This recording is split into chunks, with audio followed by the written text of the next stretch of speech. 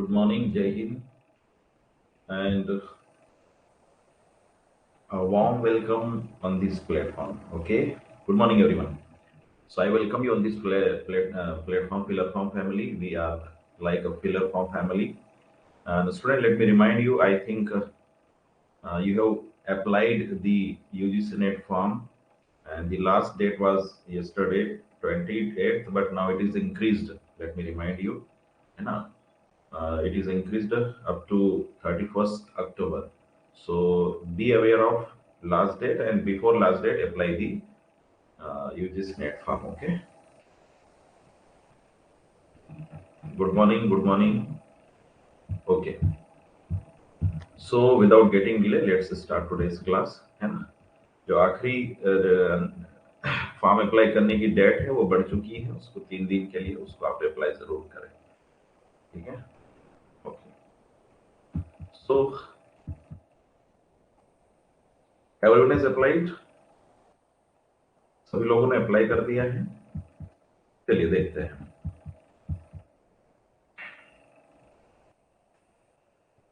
Okay. तो as you know ये 4 unit हम लोग साथ में तैयारी कर रहे हैं, है ना. Drama, poetry, fiction, short stories, और बहुत ही स्मूथली हमारा जो टॉपिक चल रहे हैं. आज हमारा जो राइटर लिए है हमने थॉमस मूर. थॉमस मूर बहुत ही महत्वपूर्ण राइटर है. ठीक है. 1478 से 1535 में रिवाइवल एज में आ जाएंगे हम लोग अब, ये एज ऑफ रिवाइवल. ठीक है. तो आप यहाँ पर देखिए 1478 से 1535 में इनकी जो इनका पूरा टाइम ड्यूरेशन रहा है. सर थॉमस मूर. सर थॉमस मूर बेसिकली कैथोलिक रहे हैं. आइए देखते हैं. तो क्या है, देखिए सर थॉमस मूर के बारे में हम लोग जब बात करें. My voice is coming. Am I audible? Am I audible?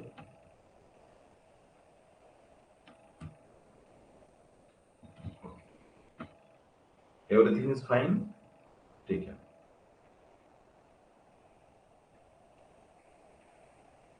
चलिए.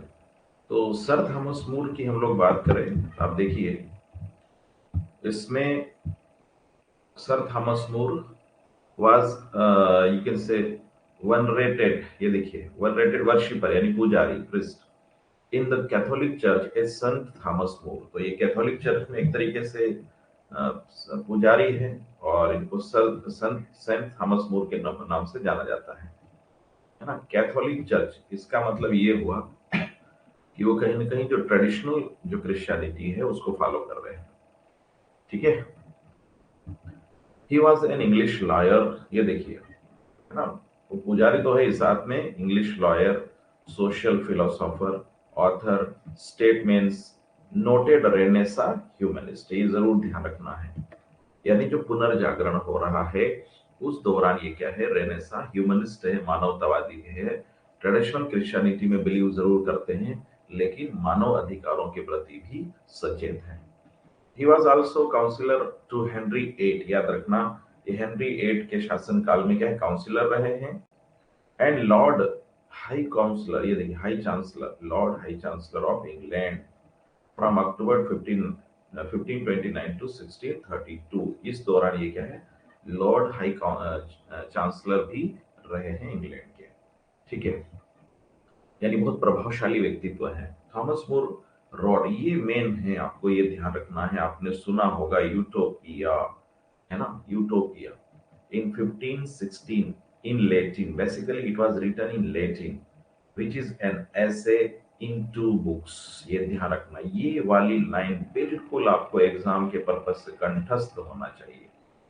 ठीक है. पहली बात तो ये है कि यूटोपिया एक वर्क है, बहुत महत्वपूर्ण वर्क है. आपने कभी नाम सुना इसका? Anyone? Please tell me, have you ever heard the name of this particular work, Utopia? Utopia यानी जैसे हम लोग हिंदी में कई बार बोलते हैं ना, राम राज्य. राम राज्य यानी कि ऐसा आदर्श राज्य, आइडियल सोसाइटी, जहां पर हर किसी को बराबर अधिकार है, कोई गरीब अमीर नहीं है, सब इक्वल है. एक बेहतरीन, एक शानदार समाज, एक, है ना, जहाँ पर सब मिलजुल के रहते हैं, जहाँ पर न्याय है ना, जहाँ पर स्वतंत्रता है, आजादी है, समानता है, बंधुत्व है, भाईचारा है, बहुत मिलजुल के रहते, किसी प्रकार की कोई लड़ाई विवाद नहीं है। ऐसे एक उन्होंने एक इस तरीके से ऐसी मतलब ये कल्पना करी थी, उसी को हम लोग यूटोपिया कहते हैं। ठीक है, तो ये यूटोपिया एक इनका एक ऐसा वर्क है, थॉमस मूर ने ये लिखा है लैटिन में, जो 2 बुक्स में लिखा है। यूटोपिया मीन्स क्या होता है, देखिए यूटोपिया मीन्स क्या है, नो वेयर लैंड, यानी एन आइडियल लैंड। ये दो, या फिर इसका अपोजिट क्या होगा, डिस्टोपिया। कई बार पूछा जा सकता है डिस्टोपिया, यानी नॉट आइडियल लैंड, आदर्श है ना भूमि, आदर्श राज्य। ठीक है, आदर्श भूमि, आदर्श राज्य, जहां पर सब कुछ न्याय संगत है, सब कुछ क्या है, मानवता, मानव मनुष्य के अधिकारों के अनुरूप है। Yes, good morning. ठीक है, तो वो जो है यूटोपिया है। तो ये लिखा है थॉमस मोर ने। Utopia was translated into English by Ralph Robinson. देखिए लिखा गया था ये लैटिन में, जरूर याद रखना, ये फैक्ट बहुत महत्वपूर्ण है ये भी। और लिखा गया था 1516 में, ये है ना, ये बिल्कुल कंठस्थ कर लेना, ये है ना, ये वाला पार्ट पूरा। ठीक है, से और इसको इंग्लिश में ट्रांसलेट किया है लैटिन से इंग्लिश में राल्फ रॉबिन्सन ने किया है 1551 में। इसके जो प्रोटैगोनिस्ट है यूटोपिया के, वो राफेल हाइथलोडियस, राफेल हाइथलोडियस मेजर, यानी ये बातें हैं, सारे फैक्ट बहुत महत्वपूर्ण है एग्जाम के दृष्टिकोण से। ठीक है, चलिए, तो यूटोपिया क्या है, ये एक वर्क है, लिखा गया है, एक ऐसे है, ऐसे पार्ट में लिखा गया है, 2 बुक्स हैं, 1516 में लिखा गया है। और दूसरा क्या है, अ, एक आदर्श ले है ना, इन आइडियल लैंड की बात करता है। ठीक है, basically it was written in Latin and later on it was translated into English by Ralph Robinson in 1551। इसके प्रोटैगनिस्ट है राफेल हीथलोडियस, ये ध्यान रखना। Moore was a humanist and courtier and Lord Chancellor to King Henry VIII, ये सारे पद इन्होंने लिए, and was beheaded in 1535, है ना, beheaded। ठीक है, फांसी पे लटका दिया जाता है, refusing to give up the authority of the Pope। ये देखिए, refusing to give up the authority of the Pope, मतलब यहाँ पर क्या है, ये चूंकि मैंने again let me remind you, जो कैथोलिक है, जो बहुत ट्रेडिशनल है, मानने वाले हैं, ठीक है ना, तो उसमें क्या है, कहीं ना कहीं ट्रेडिशनल जो कैथोलिक है, वो जो है परम नई, जो आप कहेंगे कि नई जो अधिकारों की बात करने वाले हैं, तो वो लोग जो है ट्रेडिशनल को बहुत ज्यादा नहीं फॉलो करते थे। तो कहीं ना कहीं इसमें क्या हुआ कि ये जो पोप है ना, क्या कहा, 15 for refusing to give up the authority of the pope, है ना, एक तरीके से पोप की अथॉरिटी को उन्होंने गिव अप करने से क्या किया था, मना कर दिया था, तो उनको क्या करा, बी हेडेड कर दिया गया। यूटोपिया के बारे में ब्रीफली हम लोग देख लेते हैं, थोड़ा सा और जानकारी ले लेते हैं कि it opens with a historical event, है ना, यूटोपिया, और a delegation to Bruges in 1515 in which Thomas More has taken part. तो ये एक ऐतिहासिक एक जो इवेंट घटनाक्रम हुआ था उसके बारे में है, जिसमें एक डेलीगेशन टू ब्रुक्स इन 1550, यहाँ पर ये डेलीगेशन एक कुछ ग्रुप्स है ना, कुछ आदर्श लोगों का, आइडियल लोगों का, या आप कह लें कि एक डेलीगेशन, है ना, जिसको हम लोग बोलते हैं कि एक मंडली आप कह लो, है ना, कुछ प्रतिनिधियों की, वो जाते हैं। उसमें थॉमस मोर भी खुद भी पार्टिसिपेट करते हैं, है ना, हिस्टोरिकल इवेंट है ब्रुक्स का। इसमें जो फर्स्ट बुक है, describe the oppressive injustice of England, पहली किताब में तो इनजस्टिस के बारे में बात की गई है, जो इंग्लैंड में, है ना, शोषणकारी जो अन्याय है, शोषणकारी अन्याय की बात की गई है। Yes, good morning everyone. Utopia बहुत महत्वपूर्ण, है ना, हिंदी में again let me remind you, Ram राज्य के रूप में। तो it opens with a historical event, a delegation to Brooks in 1515, in which Thomas More has taken part. The first book describes the oppressive injustice of England। ठीक है, तो England में जो ऑपरेसिव इनजस्टिस हो रहा है उसको डिस्क्राइब करती है पहली किताब। दूसरी second book contrast England with the utopia ये देखिए दूसरी बुक क्या है, बिल्कुल कंट्रास्ट करती है किससे, यूटोपिया से। Describe by the protagonist Raphael Hythlodaeus whom Moore claims to have met at Antwerp। ये देखिए, यानी ये कैरेक्टर है जिसको थॉमस मूर कहते हैं कि वो एंटवर्प में उनसे मिले थे। तो इस कैरेक्टर के माध्यम से जो है, इस कैरेक्टर के माध्यम से यूटोपिया के आदर्श राज्य को दर्शाया गया है, दिखाया गया है। ठीक है, डिटेल में आप और भी देख सकते हैं, है ना, बहुत सारे वर्क अभी मतलब हम आप देखना चाहें तो डिटेल में और भी आप जा सकते हैं, लेकिन ये बेसिक बात है। इसके जो कैरेक्टर है राफेल, इसको याद रखना है आपको। ठीक है, चलिए, और दो बुक्स दो पार्ट में लिखा गया है। Yes, good morning Rekha, good morning Sunil, Puja, Ritu, everyone good morning. इसके बाद में in Utopia there is a complete freedom. एक बार देखें, जो यूटोपिया है यानी जो आदर्श राज्य है, उसमें क्या है, कंप्लीट फ्रीडम की बात की गई है of individuals in social and religious spheres. सामाजिक रूप से, धार्मिक रूप से सभी को क्या है, पूर्ण रूप से स्वतंत्रता की बात की गई है।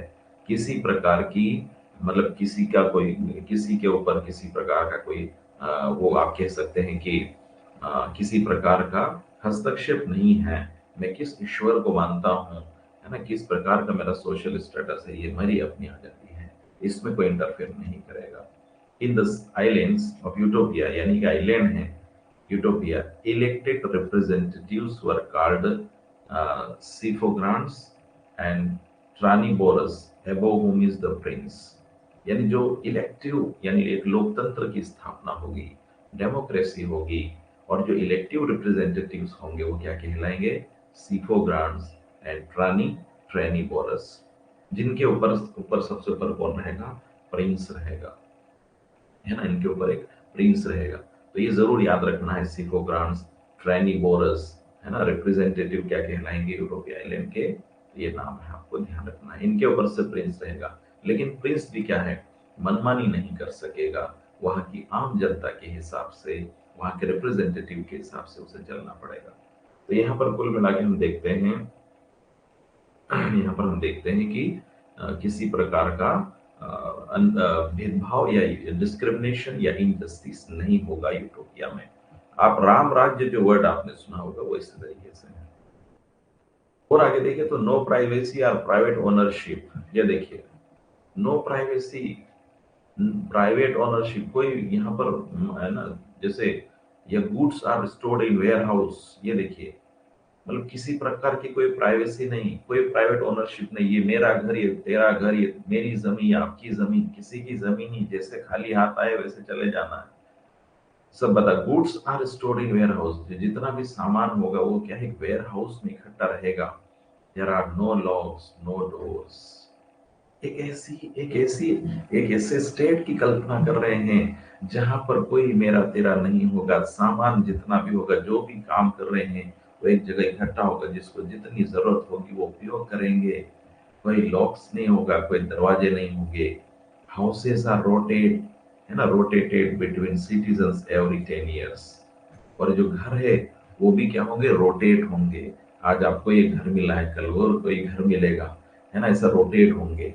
ठीक है, ऐसा नहीं कि एक ही व्यक्ति पूरी जिंदगी भर एक ही मकान में रहे या एक पर्टिकुलर ये मेरा ही है ऐसा नहीं। घर क्या है, रोटेट, घर भी रोटेट होंगे। कैसे एक काल्पनिक है, लेकिन एक ऐसे आदर्श राज्य की कल्पना की गई है, आप सोच सकते हैं। The favourite time pass of Utopia were, देखिए, तो यूटोपिया के लोगों के लिए एंटरटेनमेंट क्या है, फेवरेट म्यूजिक है, कंजर्वेशन है, पब्लिक लेक्चर्स हैं, ये सब क्या होंगे, फेवरेट टाइम पास होंगे, इंटरटेनमेंट के साधन होंगे। आज की तरह बहुत सारी टेक्नोलॉजी डेवलप नहीं थी, इंटरनेट नहीं होगा, तो उस समय ये कल्पना नहीं की होगी राइटर ने। अदरवाइज आज के जो आज आज बहुत नए आधुनिक दौर में बहुत सारे इंटरटेनमेंट के साधन आ गए, वो भी लिखते हैं। तो यहाँ पर म्यूजिक में आप बहुत सारी कन्वर्सेशंस है, डिस्कशंस है, पब्लिक लेक्चर्स है ना, ये सब क्या है, इंटरटेनमेंट के साधन होंगे। ये यूटोपिया है, ये सारी बेसिक बातें आपको मैंने बताई थॉमस मोर के द्वारा लिखे गए यूटोपिया के बारे में। ठीक है, चलिए, वाओ, आज maximum students have joined the class. It's Sunday today but you are ready. It's Sunday but you have joined the class. Wow, nice, very nice, everyone.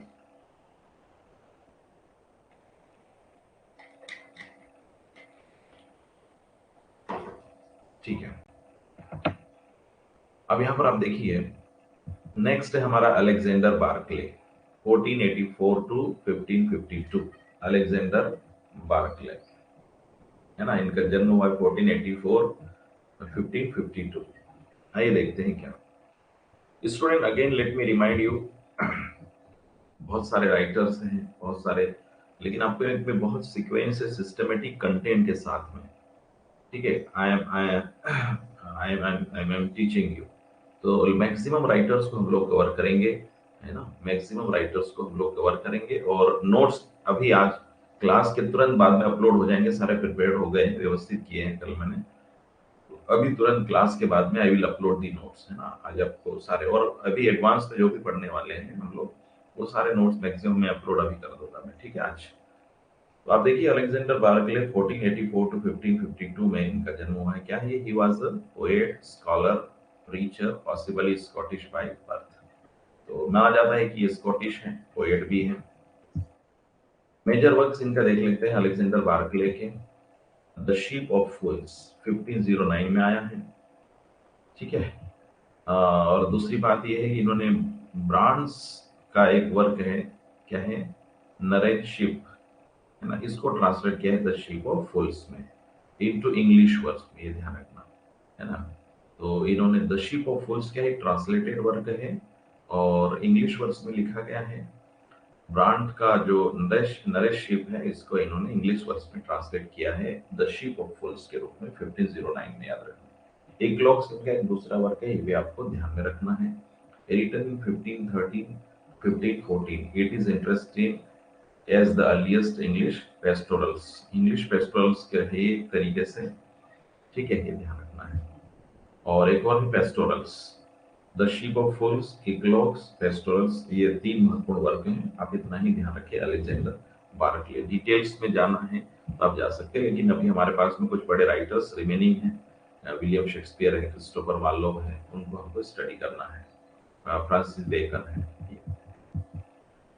Next हमारे राइटर है सर थॉमस व्याट। स्टूडेंट, जो महत्वपूर्ण, जैसे हम लोग, आप लोगों ने भी देखा होगा कॉलेज में, यूनिवर्सिटीज में जो लेक्चर्स में पढ़ाए जाते हैं बड़े बड़े राइटर्स, उनको हमें डिटेल में देखना है। हालांकि ये भी डिटेल में देखना चाहिए, लेकिन आपको फिर भी मैं बेहतरीन कंटेंट के साथ में आगे हम बढ़ रहे हैं। 1503 से लगा के 1542, ये देखिए 1503 से 1542 इनका रहा, बहुत ज्यादा लंबा कार्यकाल, ये बहुत समय नहीं रहा, लगभग 39 ईयर्स की एज इनकी रही है। ये 16th सेंचुरी में, है ना, ये देखिए ये वाली टाइम पीरियड क्या कहलाएगा, 16th century poet and English ambassador in reign of Henry VIII। ये देखिए, he was a 16th century poet and English ambassador in the reign of Henry VIII। Henry VIII के शासनकाल में क्या है, एक तरीके से अंग्रेजी इंग्लिश के राजदूत रहे सर थॉमस व्याट। बड़ा नाम है सर थॉमस व्याट का, ठीक है। He was born in Kent, Kent में इनका जन्म हुआ है, and his father Henry Wyatt was a counselor in the court of Henry VIII। Counsellor रहे हैं, है ना। काउंसलर का मतलब आप ये जैसे परिषद सदस्य होते हैं ना, काउंसलर परिषद सदस्य, उस टाइप से आप देख सकते हैं, कोर्ट में, है ना, एक बड़ी पोस्ट है। He introduced Petrarchan sonnet in English, याद रखना, पेट्रार्कन सोनेट, पेट्रार्क, है ना, पेट्रार्कन सोनेट इन इंग्लिश, है ना, ठीक है। तो ये जैसे विलियम शेक्सपियरियन सोनेट है, पेट्रार्कन सोनेट है, ठीक है। तो इस तरीके से सोनेट क्या होती है, एनीवन कैन टेल मी, हमने देखा है सोनेट क्या है, 14 लाइन्स शॉर्ट पोयम है, बहुत स्मॉल, है ना, शॉर्ट पोयम आप कह सकते हैं, 14 लाइन्स। अब यहाँ पर देखिए, none of Wyatt's poem was published during his lifetime। none of Wyatt's poem was published during his lifetime। उनकी लाइफ टाइम क्या है, कोई भी पोएम पब्लिश नहीं हुई है। द फर्स्ट बुक टोटल्स मिसलेनी, ये देखिए मिसलेनी, मिसलेनी इनकी पहली किताब है, was published in 1557, 50 years after his death। 15 वर्ष, उनकी मृत्यु के 15 वर्ष के बाद में टोटल्स मिसलेनी नामक एक बुक पब्लिश हुई है सर थॉमस व्याट की। अब ये टोटल नाम क्यों आया देखते हैं, टोटल, है ना, देखिए यहाँ पर टोटल्स, टोटल्स नाम क्यों आए देखते हैं। क्या हुआ कि 1535 व्यास was knighted appointed high sheriff of Kent and in 1541 was elected knight of the shire। ये बड़ा मतलब पोस्ट है, किसी को नाइटेड की उपाधि मिल रही है, यानी जो रॉयल फैमिली के बाद में, जैसे हमारे यहाँ भारत रत्न होता है या विभूषण पद्म जो अवार्ड्स होते हैं, इस टाइप से बड़े अवार्ड है ना, तो उनको जो है इस तरीके से बहुत बड़ा ये में दिया जाता है। 1520 में वो एलिजाबेथ ब्रुक से इनकी, एलिजाबेथ ब्रुक है ना, 1520 में।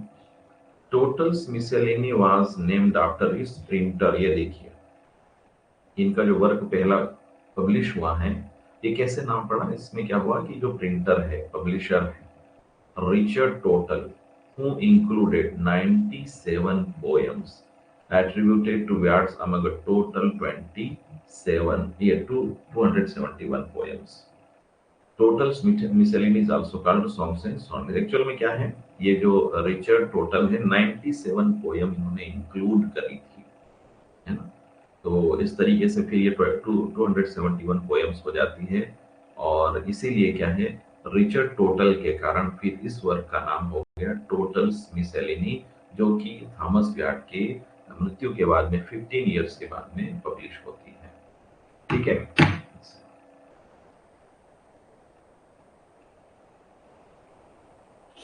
ठीक है। इसको जो है सॉन्ग्स एंड सोनेट्स भी कहा जाता है। टोटल्स मिसेलिनी को क्या है, सॉन्ग्स एंड सोनेट्स भी कहा जाता है, याद रखना। ये कुछ फैक्ट है जो मैंने बोल लेटर में किए हुए हैं, आपके लिए याद करना आपको आसान होगा इसलिए। ठीक है, चलिए, very good. In 1536 VAT was imprisoned. देखो इनको भी इम्प्रिजन कर दिया गया, इतने बड़े बड़े पदों पे रहने के बाद में। आप देखिए सर थॉमस मूर को आपने देखा, सर थॉमस व्याट को देखा ना।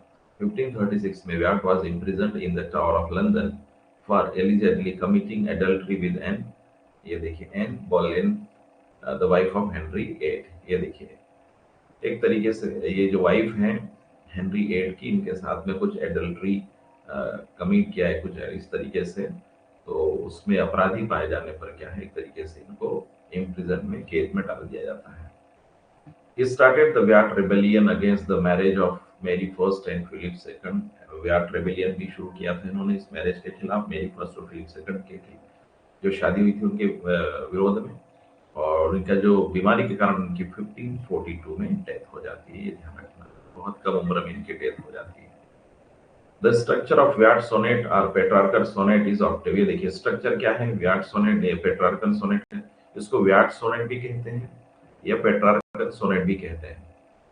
ऑक्टेव, ऑक्टेव क्या होता है, 8 लाइन होती है, एंड सेस्टेट क्या होती है, 6 लाइन। कितनी हुई, 8 एंड 6 14 लाइंस, है ना। सीजेरा इन बिटवीन, ठीक है, यानी परिवर्तन होता है उसमें। ये देखिए ये है, आप देख सकते हैं 14 लाइंस में ए यानी बी, बी यानी सेकंड लाइन और थर्ड लाइन राइम करेगी, फर्स्ट लाइन और फोर्थ लाइन राइम करेगी, फर्स्ट फोर्थ लाइन, है ना। ऑक्टेव, ये पूरा पार्ट क्या कहलाएगा, ये ऑक्टेव कहलाएगा। ये वाला पार्ट जो है ये ऑक्टेव है ना। और ये पार्ट जो है ये क्या है, ये सेस्टेट। ठीक है, ये आपको ध्यान रखना है। तो यहाँ पर क्या है, अगेन अगेन ये क्या है, ये इससे मिलेगी फिर, है ना, राइम करेगी, ये यहाँ राइम करेगी और फिर ये राइम करेगी वापस, है ना, ऐसा A B B A B B A. फिर उसके बाद में सी डी सी, यानी ये राइम करेगा, है ना, फिर ये राइम करेगा, आप देखिए, और ये लाइन यहाँ राइम करेगी, और लास्ट में नेक्स्ट ई रहेगा, ई। तो एक तरीके से या सी डी सी इस तरीके से। तो ये क्या, ये राइमिंग स्कीम है किसमें, पेट्रार्कन सोनेट की। याद कर लेना, विलियम शेक्सपियर की जो शेक्सपियरियन सोनेट है वो थोड़ी सी आप देखेंगे चेंज रहेगा उसमें। इनका एक पोयम है किनकी, सर थॉमस व्याट की, बहुत फेमस है, क्या है, they flee from me is a poem written by Thomas Watt, referring Watt's affair with high-born woman of court of Henry VIII। and है ना, ये देखिए, है ना, ओपनिंग लाइन ऑफ द, ये देखिए क्या है, Thomas Wyatt referring Wyatt's affair with high born women, है ना, of court of Henry VIII। यानी ये क्या है, ये आप यहाँ पर आपने देखा क्या है, ये वाइफ है किसकी, हेनरी VIII की। ये देखिए, है ना, तो इसीलिए इनको क्या है, इम्प्रिजन में डाल दिया जाता है ना। Opening line of the poem ये क्या है, they flee from me, they flee from me. I hope you understand it. हाँ, यस, ओके। अब आ रही है, अब आ रही है वॉइस। ना voice is coming, Rekha, Rekha Devi ji voice आ रही है? My voice is coming, am I audible properly? चलिए, एम आई ऑडिबल? चलिए, अब यहाँ पर देखिए, ये they flee from me is the poem written by Thomas Wyatt referring Wyatt's affair with high born women of court of Henry eight and Boleyn. ठीक है, opening line of the poem is, poem की opening line क्या है देखते हैं। They flee from me that sometime did me seek with naked foot stalking in my chamber. They flee from me that sometime did me seek with naked foot stalking in my chamber, है ना। तो ये point, ये जो line है dedicated है pollen को, जो कि वाइफ ऑफ हेनरी एट है। और जब इनको पता चलता है, इनको इम्प्रिजन में डाल दिया जाता है ना, इम्प्रिजन में इनको डाल दिया जाता है। नेक्स्ट हमारे जो राइटर है, पोएट है, वो है अर्ल ऑफ सरे। नेक्स्ट राइट आप देखिए, अर्ल ऑफ सरे। 1517 में इनको, इनका जन्म हुआ है 1547 में। स्टूडेंट, आपको मैं कम से कम समय में बहुत सारे राइटर्स और बहुत महत्वपूर्ण जानकारी, बहुत बेसिक और बहुत महत्वपूर्ण जानकारी, बेसिक में बहुत एडवांस भी आप कह सकते हैं, आपको मैं दे रहा हूँ। ठीक है,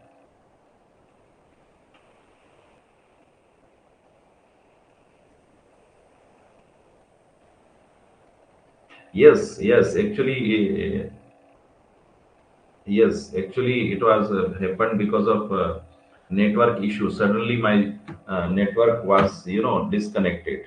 है ना? Suddenly my network was disconnected. That is why.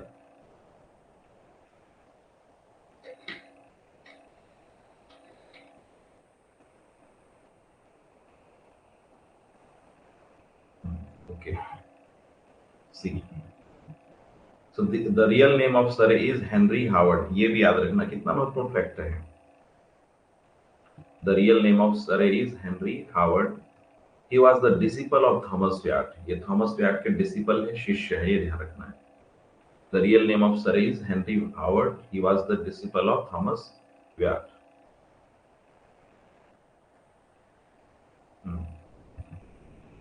Thomas VAT के शिष्य हैं अर्ल ऑफ सरे, और इनका जो नाम है हेनरी हावर्ड, अर्ल ऑफ सरे।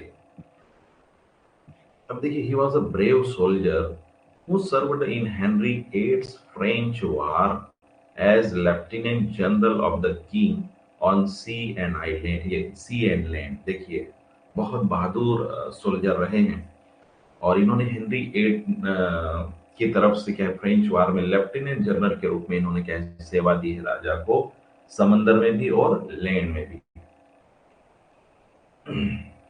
Okay, he became earl of सरे इन 1524, है ना, ये एक तरीके से पद प्रतिष्ठा है इनकी, अर्ल ऑफ सरे। In 1524, when his grandfather died and his father became Duke of Norfolk, Duke of Norfolk. तो ये एक बहुत महत्वपूर्ण इनकी उपलब्धि आप कह सकते हैं, अर्ल ऑफ सरे बने, और इनके जो ग्रैंडफादर है, ये when his grandfather died and his father became, है ना, क्या बने, ड्यूक ऑफ नॉर्फोक, ना, ये ध्यान रखना है। तो सरे was the first English poet, है ना। ठीक है, बेसिक बातें, बेसिक इनकी बैकग्राउंड जानने के बाद में, तो ये पहले इंग्लिश पोएट है, first English poet to publish in his translation of the blank verse in, ये देखिए blank verse क्या होता है, unrhymed iambic pentameter, unrhymed iambic pentameter, and second and fourth book of Virgil's Aeneid। ये देखिए, his first ये क्या है, published in his first in his translation of the blank verse iambic pentameter, second and fourth book of Virgil's Aeneid। ठीक है, तो ये Virgil, यानी वर्जिल जो है, जिनका वर्क का नाम क्या है, एनीड, इनको क्या है, इनका ट्रांसलेशन करके इन्होंने पब्लिश किया था, ये ध्यान रखना, ब्लैंक वर्स में। है ना, वो भी इंग्लिश में, इसलिए इनको पहले पोएट कहा जाता है जिन्होंने अपना पहला ट्रांसलेशन किया है। ठीक है, again I am reading. Surrey was the first English poet to publish in his translation of the blank verse. Blank verse क्या होता है? Unrhymed iambic pentameter. Blank verse second and fourth book of Virgil's Aeneid. Together with Vyas, ये देखिए, together with Vyat, Thomas Vyat, he translated Petrarchan sonnets and hence known as father of English sonnets. ये देखिए, ये जरूर ध्यान रखना, Petrarchan sonnet जो है ना, उन सारी सोनेट्स का क्या है, मैक्सिमम का इन्होंने थॉमस व्याट के साथ में मिलकर ट्रांसलेशन किया है, और इसलिए फादर्स ऑफ इंग्लिश सोनेट्स कहा जाता है इन दोनों को। देखिए फादर्स है ना, फादर नहीं, फादर्स है दोनों, ये देखिए फादर्स ऑफ इंग्लिश सोनेट्स, है ना, ये ध्यान रखना। सरे और क्या ये Thomas Wyatt, fathers of English sonnets, याद रखना। तो फादर्स ऑफ इंग्लिश सोनेट के रूप में जाने जाते हैं थॉमस व्याट और आपके अर्ल ऑफ सरे, ये ध्यान रखना है। ठीक है, rather Wyatt introduced the sonnet into English but it was Surrey. ठीक है, व्याट ने इंट्रोड्यूस किया है सोनेट को इंग्लिश में, but it was Surrey who gave them the rhyming meter and division into quatrains that now characterizes the sonnet as Shakespearean sonnet or English sonnet or Elizabethan sonnet. Quatrains के रूप में, है ना, जैसे four four line के आपको मतलब, है ना, स्टेंजा, जैसे आपने जैसे 1 2 3 4, है ना, ये एक स्टेंजा हो गया, 1 2 3 4, ये एक स्टेंजा हो गया, 1 2 3 4, कितनी 12 लाइन्स हो गई, थ्री, है ना, ये देखिए 3 क्वार्टरेंस आप कह सकते हैं। और फिर लास्ट की जो रहे कपलेट रहेगा 2, तो कितनी लाइन हो गई टोटल, 14 लाइन्स, इस तरीके से। तो एक नया जो इन्होंने तरीका इजाद किया वो थे अर्ल ऑफ सरे। ठीक है, तो यहाँ पर आप देख सकते हैं Wyatt introduce the sonnet into English, but it was Surrey who gave them the rhyming meter and the division into quatrains that now characterizes the sonnet as Shakespearean sonnet or English sonnet or Elizabethan sonnet, याद रखना। ठीक है, तो ये भी हम अंतर आएगा बीच में कहीं ना कहीं देखते हैं। लेकिन अगेन देखिए, इतना सब करने के बावजूद भी जो बड़े राइटर हैं, बड़े बड़े पोएट हैं, उनको कहीं ना कहीं प्रिजन या बी हेडेड किया जाता है, सेंटेंस। ठीक है, बिल्कुल। पूजा, हिंदी में बहुत कुछ जानते हो आप। ठीक है, देखिए Surrey was imprison by Henry VIII। ये देखिए अगेन इनको भी क्या किया जाता है ना, इनको जो है ना, देखिए ना हमने 4 लाइन है, अब तो भाई कह रहे हैं बिल्कुल, कितनी लाइन आप देख सकते हैं, 4 है। Surrey was imprisoned by Henry VIII। क्या हुआ, Surrey's father sentence to death, उनके फादर को भी डेथ, है ना, मृत्यु का दंड दिया जाता है। Surrey was beheaded on 13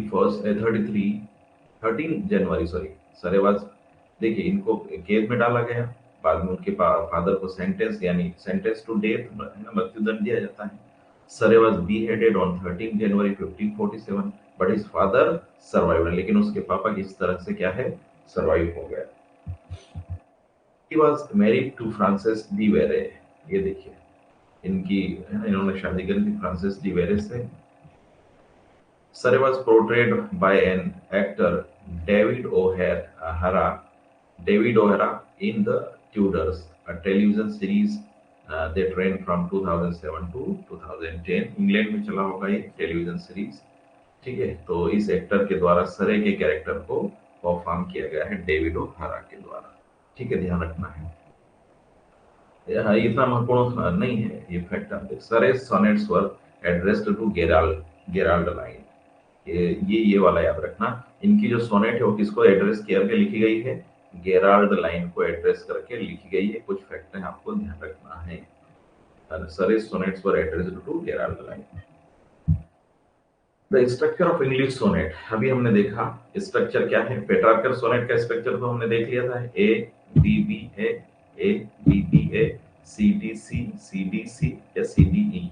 ये कौन सा था, ये ये पेट्रार्कल सोनेट था। लेकिन इसका स्ट्रक्चर देखते हैं हम लोग, स्ट्रक्चर ऑफ इंग्लिश सोनेट या शेक्सपियरियन सोनेट या एलिजाबेथन सोनेट। क्या स्ट्रक्चर है इसका? Which was founded by Surrey, has 3 quatrains and a couplet. ये देखिए 3 क्वार्ट्रेन, 4-4 लाइन के 3 quatrains and a couplet having the rhyme scheme of, ये देखिए ए बी यानी फर्स्ट लाइन और थर्ड लाइन राइम करेगी और सेकंड लाइन और फोर्थ लाइन राइम करेगी। फिर सी डी यानी फिफ्थ और 7 लाइन राइम करेगी, 6 और 8 लाइन राइम करेगी। फिर ई एफ, ये देखिए, है ना। तो इस तरीके से, और लास्ट में कपलेट रहेगा, यानी दोनों राइमिंग कपलेट रहेगी, दोनों लाइनें राइम करेगी, वो है जी जी। तो ये क्या है? ये सोनेट है, आपको ध्यान रखना है। ये बिल्कुल आपको ये राइमिंग स्कीम याद रख लेना है।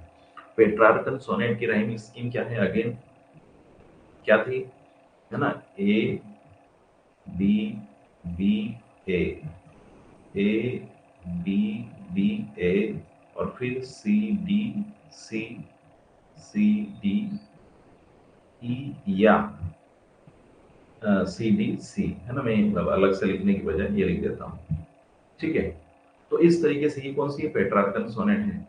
और लेकिन ये जो राइमिंग स्कीम है, ये राइमिंग स्कीम किसकी है? इंग्लिश सोनेट की। आई होप यू अंडरस्टैंड इट, ठीक है। तो बहुत टफ नहीं है, इसलिए आप लोग याद रख सकते हैं। A B C D E F G G, ठीक है, okay. It is also called the Shakespearean sonnet. It is also called the Shakespearean sonnet. ठीक है, ओके। नेक्स्ट हमारे जो कुछ राइटर यहाँ पर देखिए, थॉमस नॉर्टन है, थॉमस सैकविल है। देखिए थॉमस नॉर्टन और थॉमस सैकविल, इन्होंने क्या किया है? They wrote the first tragedy in English literature, Gorboduc. ये जरूर याद रखना, थॉमस नॉर्टन, थॉमस सैकविल है। तो इन्होंने क्या लिखा है? The first tragedy in English literature, first tragedy, याद रखना। इन इंग्लिश क्या नाम था? गार्बोडक, गार्बोडक, है ना। First tragedy in English. Also इसका टाइटल क्या है? Ferrex and Porrex. ये भी पूछा गया है एग्जाम में, Ferrex and Porrex. They wrote the first tragedy in English literature, Gorboduc, also titled Ferrex and Porrex in 1561। ठीक है, महत्वपूर्ण फैक्ट है, आपको ध्यान में रखना है। तो थॉमस नॉर्टन और थॉमस सेक्विले ने क्या लिखा है? फर्स्ट इंग्लिश में ट्रेजेडी लिखी है, तो गार्बोडक के रूप में, उसको फेरेक्स एंड पोरेक्स के रूप में भी जाना जाता है। I hope this fact is clear. It was performed, देखिए ये जो ट्रेजेडी है यानी ये ड्रामा है, ट्रेजेडी यानी ड्रामा, तो इट वाज, देखिए आप एक सेकंड,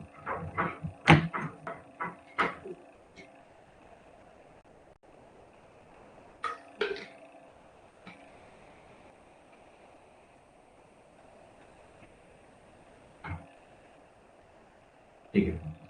तो it was performed at the Christmas. देखिए परफॉर्म्ड क्यों, जैसे अभी क्या होता है, पहले इसको पूरा पढ़ देता हूँ।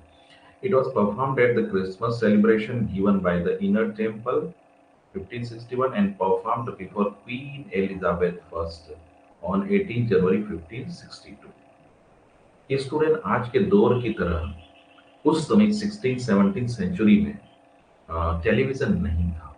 आज मूवी बनती है ना। तो मूवी क्या है? आपको थिएटर में परफॉर्म होती है, रिलीज होती है। आजकल मूवी आपने देखा है ना, सिनेमाज में रिलीज होती है। उस समय ये सब नहीं था। उस समय क्या है? ट्रेजेडी लिखी, कैरेक्टर है ना तैयार किए, और उसको पर्टिकुलरली किसी, है ना, जिस क्वीन एलिजाबेथ के सामने उसको परफॉर्म किया जा रहा है। तो ये क्या है? एक तरीके से उस समय का ये जो थिएटर होते थे, है ना, बड़े बड़े थिएटर हैं, है ना, अभी हम ड्रामा में देखेंगे तो वहाँ परफॉर्म किया जाते थे, ये ड्रामा परफॉर्म किए जाते हैं जिस प्रकार से आज सिने मूवी को रिलीज किया जाता है। हालांकि आज भी बहुत सारे जो प्लेज है ना, उनको क्या है? परफॉर्म किया जाता है। तो यहाँ पर क्या है? ये परफॉर्म किया गया था गार्बोडक या फेरेक्स एंड पोरेक्स ट्रेजेडी को क्वीन एलिजाबेथ फर्स्ट के सामने ऑन 18 जनवरी 1562 को। ठीक है, चलिए it is the first verse drama in English. ये देखिए फर्स्ट वर्स ड्रामा, थोड़ा सा राइमिंग में है। In English to employ blank verse, है ना, वर्स यानी पोएट्री फॉर्म में है। ये पहला वर्स ड्रामा है। Ferrex and Porrex, Thomas Norton, Thomas Sackville, नाम याद रखना, आ सकता है एग्जाम में। तो चीफ कैरेक्टर्स कौन कौन है इसमें? गार्बोडक है ना, Gorboduc king of Great Britain, Videna है, विदेना है, queen and wife of Gorboduc है, Ferrex elder son of Gorboduc, Porrex younger son, Dordan a counselor assigned by the king to his son Ferex, Philander a counselor assigned by the king to his son Forex। ये देखिए Farex and forex. तो ये सारे character के नाम याद रखें ना, आपसे पूछा जा सकता है। कार्बोडक, विडेना, फेरेक्स, फोरेक्स, टॉर्डन, फिलांडर, है ना, ये क्या है? तो ये आपको कैरेक्टर्स है किसके? गार्बोडक या फेरेक्स एंड फोरेक्स, जो ट्रेजिडी है उसके आपको ध्यान रखना है। नेक्स्ट है रोजर एशम। रोजर एशम 1515 में इनका जन्म हुआ है, 1568 में इनकी डेथ हुई है। देखिए रोजर एशम, बहुत सिंपल से इनके बारे में जानकारी देख लेते हैं।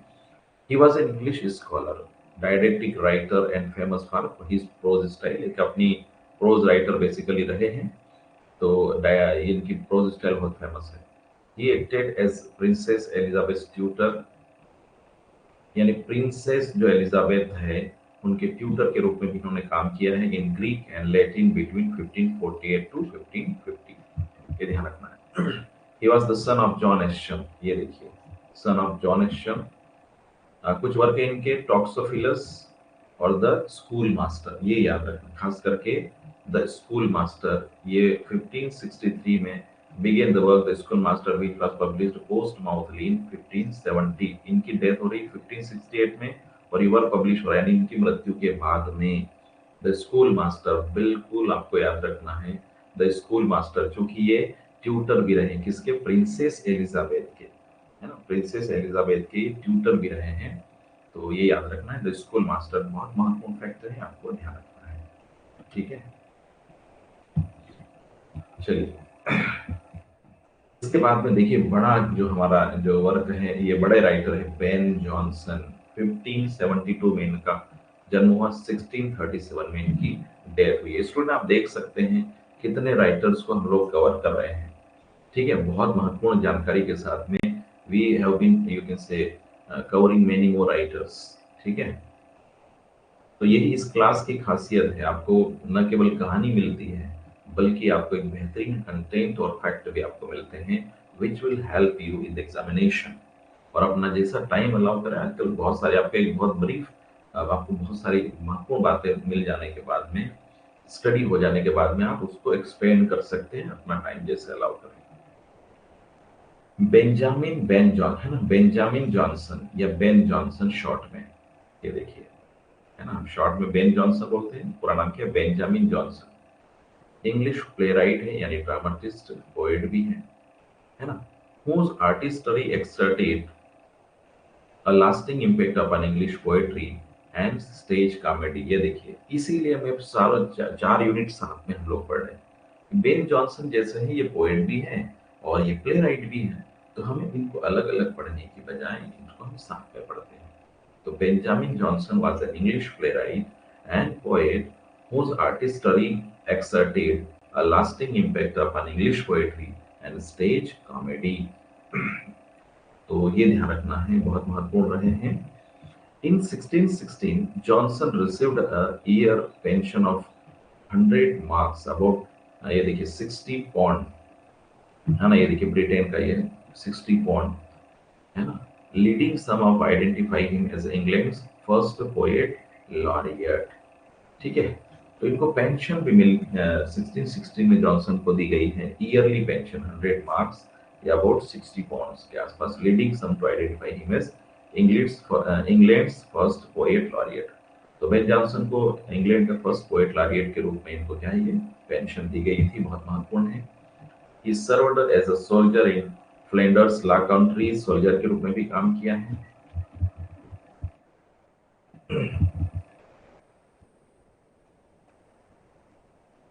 देखिए, he became an actor and playwright with low countries, है ना। ये देखिए इन देखो यहाँ पर क्या दिया हुआ है कि जो फ्लेंडर्स ला कंट्री, यहाँ पर ये सोल्जर्स के रूप में भी काम किया है, साथ में इनके ही ये क्या बन गए, एक्टर भी बन गए हैं ला कंट्री के साथ में। As an actor the end is happy for the lovers who are discovered to be no brother and sister and are happily married at the end।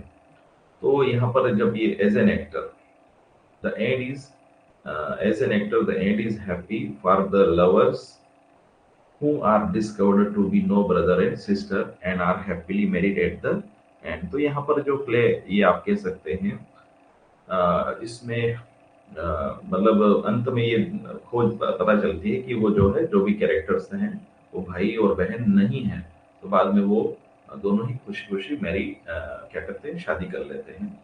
तो ये थोड़ा सा इसको कहानी में आपको जाना पड़ेगा। इनको भी देखो, मतलब आप देख रहे हैं यहाँ पर इम्प्रिजन, मैक्सिमम जो बड़े राइटर पोएट है उनका अंत ऐसे ही हो रहा है। He was imprison for writing the satirical play, ये इन्होंने एक प्ले लिखा, क्या द इस है ना, द आइल ऑफ डॉग्स, है ना, कई बार इस साइलेंट होता है द आइल ऑफ, है ना, ठीक है।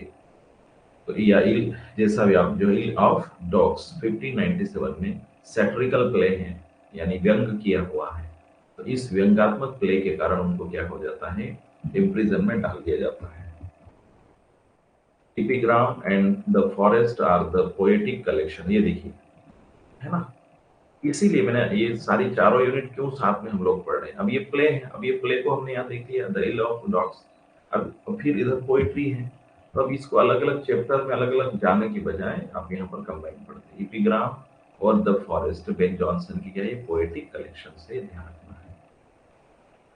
He quarreled bitterly with Inigo Jones, his stage designer, and also quarreled with Marston and Dekker in War of the Theatres।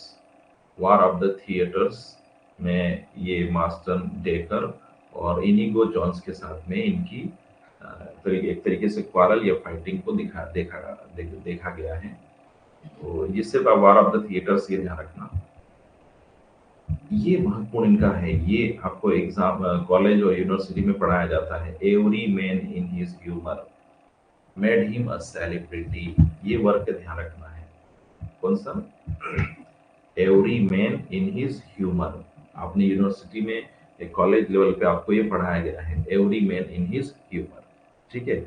तो इससे वो सेलिब्रिटी बन गए, बहुत महत्वपूर्ण वर्ग है।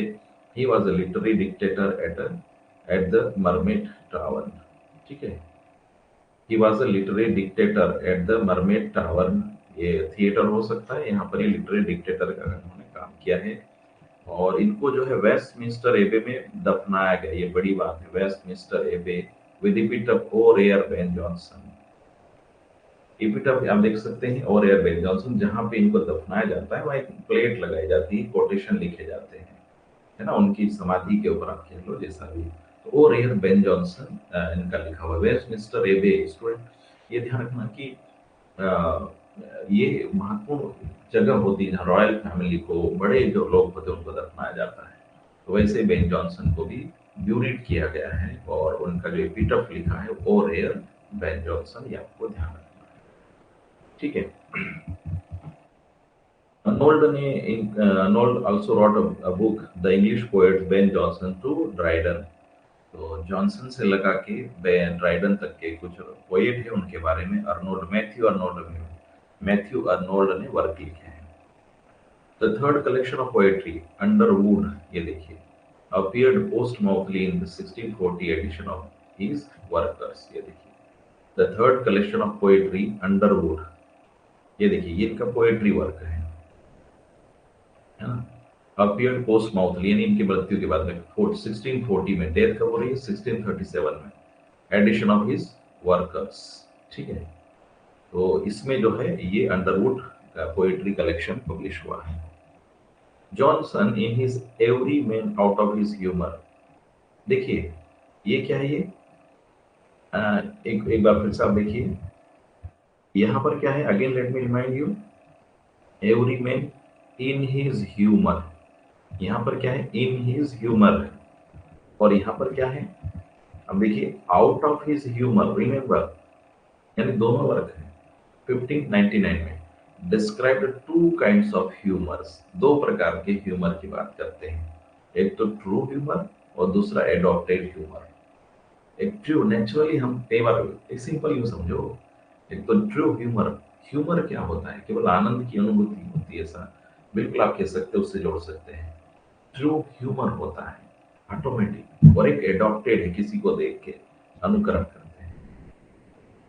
टीएस एलियट ने बेन जॉनसन के बारे में क्या कहा है, उन्होंने कहा कि the reputation of Jonson has been of the most deadly kind that can be compelled upon the memory of a great poet. तो ये वर्ड है टीएस एलियट के बेन जॉनसन के लिए। Again I am reading, the reputation of Jonson has been of the most deadly kind that can be compelled upon the memory of a great poet. ठीक है, और comedy of humours भी इनका ये है, एक तरीके से इनकी टेक्निक थी, technique of characterisation, comedy of humours used by Ben Jonson, ये ध्यान रखना है। इंपॉर्टेंट वर्ड्स एक बार फिर से देख लो, every man in his humour in 1988 में, इन हिज ह्यूमर, और ये out of his humour, every man in his humour 1598 में, every man out of his humour 1599 में। Cynthia Revels, the poetaster, or a full of vivacity and fun. Walpole the Fox, Epicence of या The Silent Woman, ये देखिए, The Silent Woman, The Alchemist 1610, अभी एक book अभी बहुत famous चल रही है, The Alchemist। ठीक है, ठीक है, चलिए, और नेक्स्ट है बार्थोलोमेव फेरी, कुछ वर्ग है लेस पावरफुल, है ना, ये ध्यान रखना है। ठीक है, और थोड़ा सा ब्रीफली हम every man in his humour के बारे में है। It is first play played by Lord Chamberlain's man at curtain theatre, ये थिएटर थे उस समय अलग अलग, है ना, ये पहला प्ले है, और played by Lord Chamberlain's man, है ना, एट कर्टेन थिएटर, अलग अलग थिएटर हुआ करते थे, आज सिनेमा का दौर है, उस समय थिएटर पे परफॉर्म किया जाता था। ये प्ले है, याद रखना, फर्स्ट प्ले है जिसको चैम्बरलिन्स के लोगों के द्वारा कर्टेन थिएटर में प्ले किया गया। The prologue of the play attacks themes and conventions of contemporary drama and explains his theory of humor. Theory of humor, और क्योंकि अल्टीमेटली जो ड्रामा होता है, जो प्ले होता है, उसका एम क्या होता है, ह्यूमर को लाना, ह्यूमर के माध्यम से कोई मैसेज को देना। शेक्सपियर एक्टेड इन इट, ये बड़ी बात है, इसलिए मैंने यहाँ पर आपको देखिए, है ना, इसको अंडरलाइन किया है, हर पॉइंट को मैंने आपके लिए बेहतरीन बनाने का प्रयास किया है। Shakespeare acted in it. He played the role of the character Edward Nowell.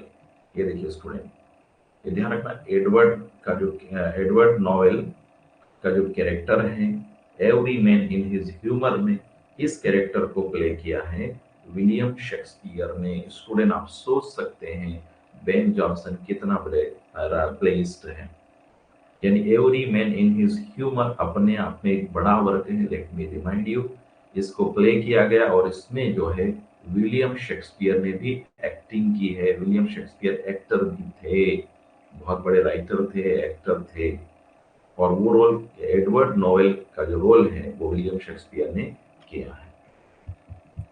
The character बॉबेडिल, एक ये कैरेक्टर है बॉबेडिल, कई बार सिंपल प्रश्न आ जाता है, सिंपल क्वेश्चन, एडवर्ड नोवेल, बॉबेडिल किस राइटिंग में है, किसके ये कैरेक्टर है, इस तरीके से। Is one of Jonson's greatest creations, boastful cowardly soldier, है ना, तो ये कावर्डली सोल्जर है बॉबेडिल, ध्यान रखना। चार्ल्स डिकेंस एक्टेड, ये देखिए चार्ल्स डिकेन भी बड़े प्ले राइट है ना, चार्ल्स डिकेंस, ठीक है, याद रखना, acted the role of Captain Bobadill in Ben Jonson's Every Man in His Humor 1845। ठीक है, तो बॉबेडिल का जो रोल है, कैप्टन बॉबेडिल का रोल किसने किया, चार्ल्स डिकेंस ने, ये ध्यान रखना। ठीक है,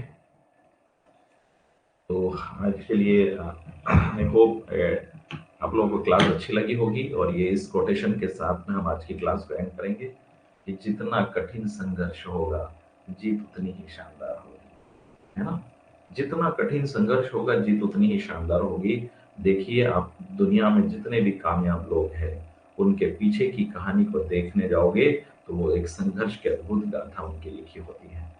बिना संघर्ष के जय जयकार नहीं होगी, बिना परिश्रम के, मेहनत के कोई आपकी आपकी ज़िंदगी में फनकार नहीं आएगा। फनकार लाना है तो मेहनत करना पड़ेगा, पसीने को आपको एक करना पड़ेगा, पसीने से आपको जूझना पड़ेगा, मेहनत करना पड़ेगी। पसीना खेत में काम करने से आता है, लेकिन पढ़ाई करते समय भी एक वो जुनून है, तो कि आप एक एक एक वो डेडिकेशन के साथ जब हम पढ़ते हैं, एक लक्ष्य लेकर के चलते हैं, तो मंज़िलें आसानी से मिल जाया करती हैं। ठीक है? तो एक हौसलों की बुलंद क्या कह सकते हैं, ये ज़रूरी है। ये मैं as a teacher, as a guide, as a friend, आपका एक एक मेंटर के रूप में आई एम गाइडिंग यू कि ब ज़रूर याद रखना, आपने अगर लक्ष्य तय किया है, बनाया है, उसको हासिल करने का जज़्बात पैदा कर लीजिए, अंदर से जुनून दिखा दीजिए। डिपेंड मत होइए किसी पर, again let me remind you, किसी पे डिपेंड होने की आवश्यकता नहीं, बी इंडिपेंडेंट। सेल्फ स्टडी पर भी हम फोकस करें, जो सिलेबस हो गया, जो कंटेंट हो गया, बार बार रिवीजन करें, थोड़ा एक्सप्लेन करें, और भी आपके पास जो समय अलाउ करता है ना?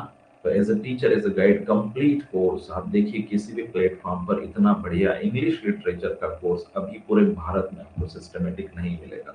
आपको बहुत शानदार तरीके से कंटेंट के साथ में, कहानी के साथ में, टू द पॉइंट, बहुत सिंपल वे में आपके बीच में ये सब कुछ आ रहा है। ठीक है? तो आज के लिए इतना काफ़ी है, इट्स इनफ फॉर टुडे, है ना? या है ठीक है, आज के लिए इतना काफ़ी है, thank you very much.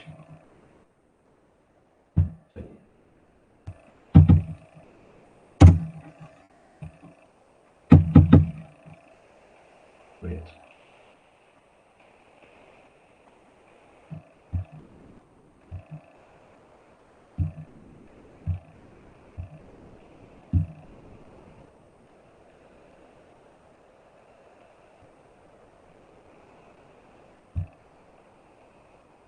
Okay.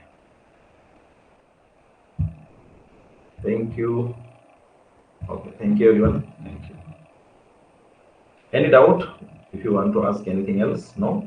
Okay, thank you very much. Wish you all the best.